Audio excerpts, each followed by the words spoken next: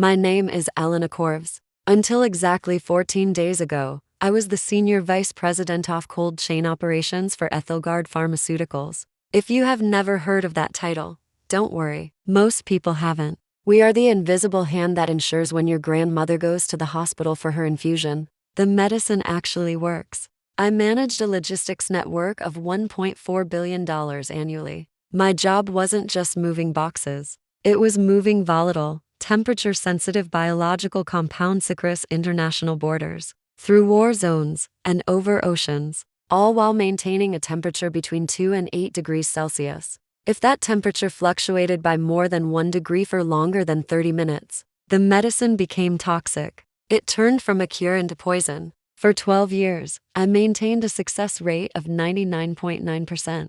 I was expensive. My team was expensive. The carriers I hired were expensive. But we never lost a shipment. Then came Marcus. Marcus was our new chief operating officer, hired directly from a fast fashion retail conglomerate. He was the kind of man who wore three-piece suits to visit a warehouse, and thought that logistics was just a fancy word for mailing a letter. He didn't understand biology. He understood spreadsheets. And on his spreadsheet, my department looked like a black hole of unnecessary spending. He fired me on a Tuesday morning to save $200,000 in carrier fees. By Thursday afternoon, he had destroyed $80 million of inventory and triggered an international investigation by the FDA. This is the story of how a man who knew the price of everything, but the value of nothing, learned the most expensive lesson of his life. It began, as these disasters always do, with a quarterly business review. The conference room was cold, the kind of sterile cold that makes you uncomfortable. Marcus sat at the head of the table, projecting a PowerPoint slide that showed my department's spending in bright, angry red bars. Elena, Marcus started, not even looking up from his tablet. I've been reviewing the vendor contracts for the upcoming launch of the ZX9 oncology drug. Why are we paying Apex Biologistics 4 times the market rate for air freight? I checked with a standard freight forwarder, and they can move these pallets for a fraction of the cost. I took a deep breath. I had explained this to him twice before, but Marcus didn't listen to explanations. He only listened to confirmation of his own brilliance. Marcus, I said, keeping my voice level, Apex isn't just a freight forwarder. They utilize active cooling containers with internal battery backups. They also have pre-clearance diplomatic status with customs in Dubai, Mumbai, and Sao Paulo. The ZX9 drug is unstable. If it sits on a tarmac for more than an hour without active cooling, the proteins denature. We pay for the guarantee that it never stops moving. Marcus waved his hand dismissively, as if I were a child explaining why I needed a specific brand of candy. That sounds like a sales pitch they sold you to inflate their margins. A truck is a truck, Elena. A plane is a plane. I've already negotiated a tentative agreement with Global Link Transport. They are general cargo movers, yes, but they promised they could handle temperature-controlled boxes. We are switching vendors, effective immediately. The room went silent. My team members looked at me with terror in their eyes. Switching a logistics vendor for a biological product is like switching internet providers. It requires months of validation, test shipments, and regulatory approval. You can't do that, I said, dropping the corporate politeness. Global Link moves furniture and frozen fish. They don't have GDP Good Distribution Practice certification for pharmaceuticals. If you put $80 million of cancer medication on their planes, customs will hold it. Because they aren't a verified medical carrier, it will sit in customs, the batteries will die, and the product will spoil. Marcus stood up, buttoning his jacket. The movement was aggressive. See, this is the problem with legacy employees, Elena. You invent obstacles to justify your bloated budgets. I was brought here to streamline this company. If you are unwilling to execute my strategic vision to cut costs, then you are obstructing the future of this company. He looked me dead in the eye. Consider this your notice. I want you gone by noon. I will have your deputy Sarah implement the new contract. She seems more adaptable. I looked at Sarah. She was a 24-year-old junior analyst I had hired 6 months ago. She looked like she was about to throw up. Fine, I said. I stood up, but I want it on record. I am advising against this. When the ZX9 shipment fails, do not say you weren't warned. The only thing failing here, Elena, is your attitude. Security will escort you out. Leaving a job you have dedicated a decade to is a strange feeling. You expect to be angry, but I mostly felt a cold, detached curiosity. I knew exactly what was going to happen. It was a mathematical certainty. I packed my personal items, a picture of my dog, my framed certification from the Logistics Institute, and my favorite pen. I wiped my company phone. I handed over my badge. As I walked to the elevator, Sarah ran up to me, tears in her eyes. Elena, I don't know how to generate the customs clearance codes for Dubai. The global link system doesn't ask for them. What do I do? I looked at her with pity. It wasn't her fault, but helping her would mean saving Marcus. And Marcus needed to learn. Sarah, I said softly, the new system is Marcus's vision. You need to ask him. If I give you the codes, I am technically interfering with company operations.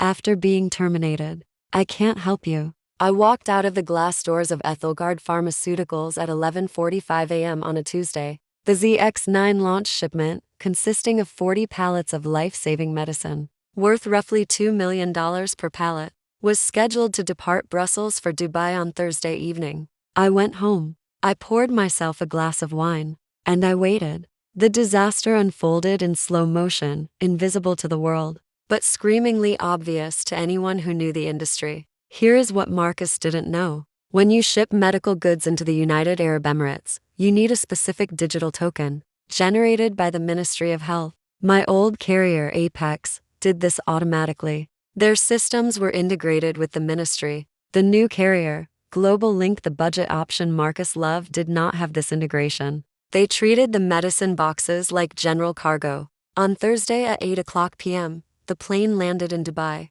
It was 42 degrees Celsius, 107 degrees Fahrenheit on the tarmac. The cargo handlers unloaded the 40 pallets. They scanned the manifest. The system flagged an error, missing health ministry token. Standard procedure for general cargo errors is simple. Move it to the pending cage. The pending cage is a chain link fence area on the edge of the tarmac. It is not air conditioned. It is simply a holding pen for paperwork issues. If I had been there, or if Apex had been the carrier, a red alert would have triggered immediately. We would have had an agent on the ground within 10 minutes to move the goods to cold storage, while we fixed the paperwork. But Global Link's system didn't have a medical red alert. It just marked the shipment as held for customs, notify sender. The notification was sent via email to a general inbox at Ethelgard Pharmaceuticals, an inbox that Sarah checked. But Sarah was currently in a meeting with Marcus, being praised for the smooth transition.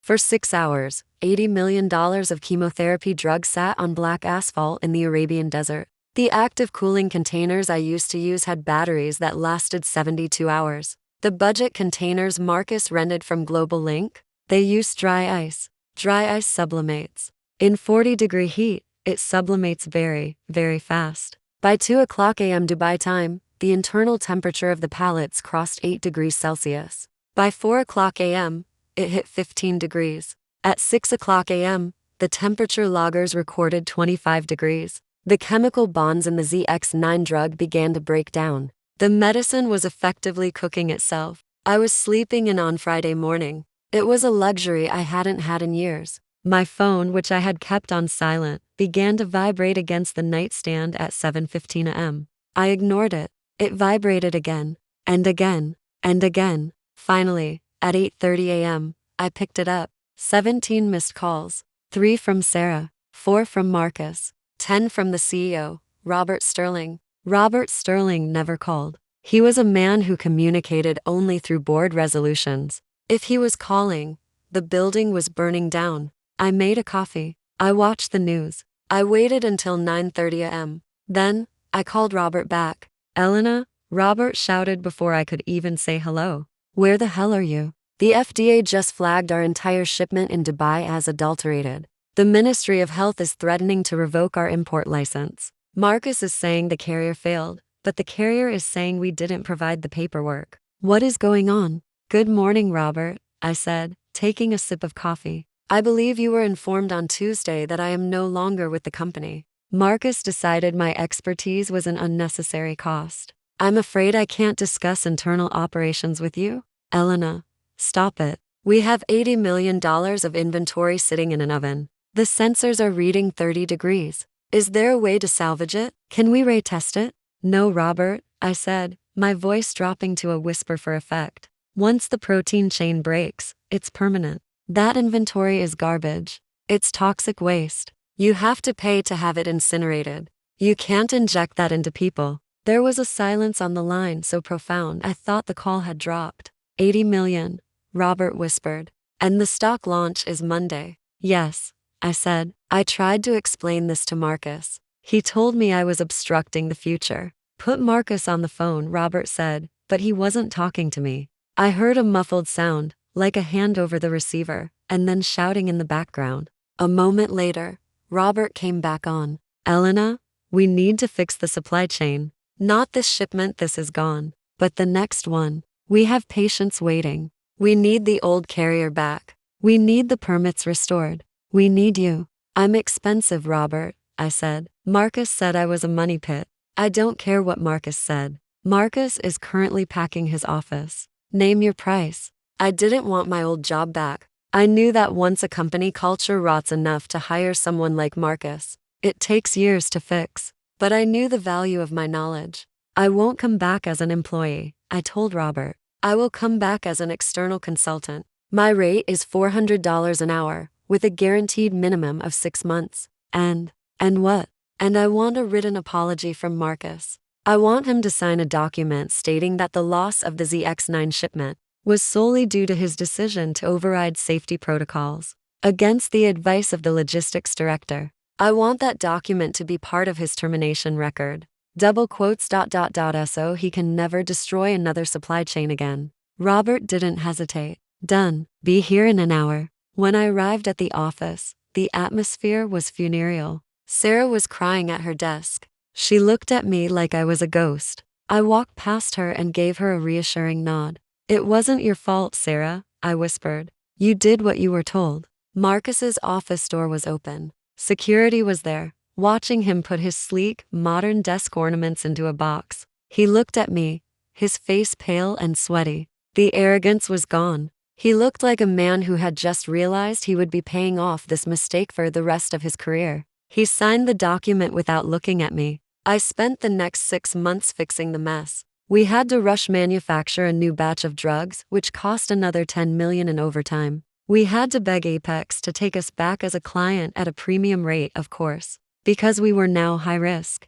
The company's stock dropped 12% on Monday when the delay was announced. The loss wasn't just the $80 million in melted drugs, it was the loss of trust. Doctors don't prescribe drugs that don't arrive on time. I made roughly $300,000 in consulting fees that year. I used it to start my own boutique logistics firm. My first client? Ethelgard Pharmaceuticals. They realized it was cheaper to pay me to do it right from the outside than to hire another Marcus on the inside. Operations is boring. Logistics is boring. Until it stops working. Then, it becomes the only thing that matters. Marcus thought he was cutting fat. He didn't realize he was cutting the artery.